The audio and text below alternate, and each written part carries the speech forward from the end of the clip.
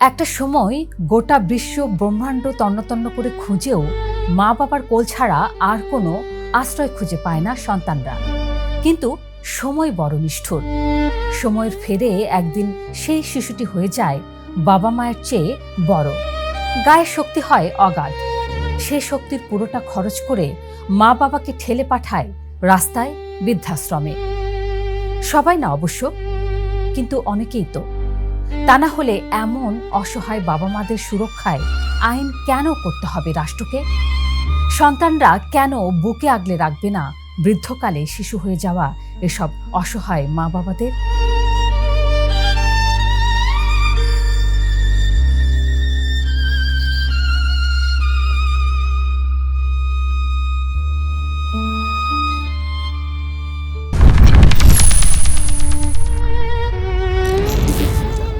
আইনটার নাম পিতামাতার ভরণপোষণ আইন 2013। 13 বছর আগে সংসদে পাশ হওয়া এই আইন বলছে প্রত্যেক সন্তান তার পিতামাতাকে ভরণ পোষণ দিতে বাধ্য। শুধু তাই না, পিতার অবর্তমানে দাদা দাদি আর মাতার অবর্তমানে নানা নানির দায়িত্ব গিয়ে বর্তায় নাতি নাতনির কাঁধে। কেউ যদি এই দায়িত্ব থেকে পালাতে চায় কিংবা কেউ যদি অন্য কাউকে এই দায়িত্ব পালনে বাধা দেয়, দুই ক্ষেত্রেই অপেক্ষা করছে শাস্তি। কিন্তু প্রশ্ন হলো, সেই শাস্তি কতটা কঠোর আর কতটাই বা কার্যকর? আইনের 4 ধারা বলছে পিতামাতার একসঙ্গে একই জায়গায় বসবাস নিশ্চিত করতে হবে সন্তানকে।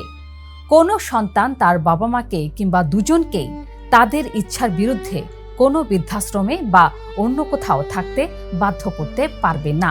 নিয়মিত স্বাস্থ্যের খোঁজ খবর রাখা, প্রয়োজনীয় চিকিৎসা ও পরিচর্যার ব্যবস্থা করাও সন্তানের দায়িত্ব।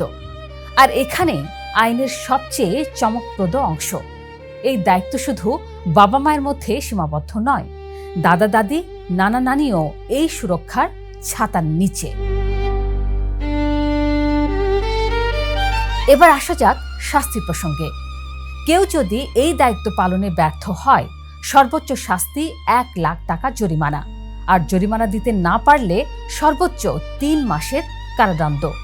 শুধু তাই না, কোনো সন্তানের স্ত্রী বা স্বামী, ছেলেমেয়ে কিংবা অন্য কোনো নিকটাত্মীয় যদি ভরণ পোষণে বাধা দেয় বা অসহযোগিতা করে, তাহলে তাকেও অপরাধে সহযোগিতাকারী হিসেবে গণ্য করে একই দণ্ডে দণ্ডিত করা যাবে। অর্থাৎ শাশুড়ি শ্বশুরকে দেখতে না দেওয়া, খোরপোশ বন্ধ করানো, এসবও এখন আইনের চোখে অপরাধ। মামলা অবশ্য নিজে থেকে আদালত আমলে নেয় না। বাবা মা মায়ের লিখিত অভিযোগ ছাড়া বিচার শুরু হয় না। আর আছে আপোষ নিষ্পত্তির সুযোগও। কিন্তু আইন থাকলে তো আর কাজ শেষ হয় না। বাস্তবতা হলো, এই আইনের প্রয়োগ এদেশে হাতে গোনা। সম্প্রতি রাজধানী মিরপুরে 75 বছর বয়সী নূরজাহান বেগমের নিঃসঙ্গ মৃত্যুর ঘটনা আবার সামনে এনেছে প্রশ্নটা। উচ্চশিক্ষিত প্রতিষ্ঠিত সন্তান থাকা সত্ত্বেও শেষ বয়সে অবহেলায় কাটিয়েছেন তিনি। এমনকি এক ছেলে, যিনি নিজে সরকারি যুগ্ম সচিব, মায়ের লাশের পাশেও যাননি বলে অভিযোগ ওঠে। ঘটনাটি ঘিরে দেশ জুড়ে তোলপাড়ের পর সরকার এই আইনেই ব্যবস্থা নেওয়ার প্রক্রিয়া শুরু করে তার বিরুদ্ধে। প্রশ্ন উঠছে, একজন যুগ্ম সচিবের কাছে 1 লাখ টাকা জরিমানা আসলে কতটা ভয়ের? এখানেই আইনের আসল দুর্বলতা সম্পর্কে প্রশ্ন তুলেছেন অনেকে।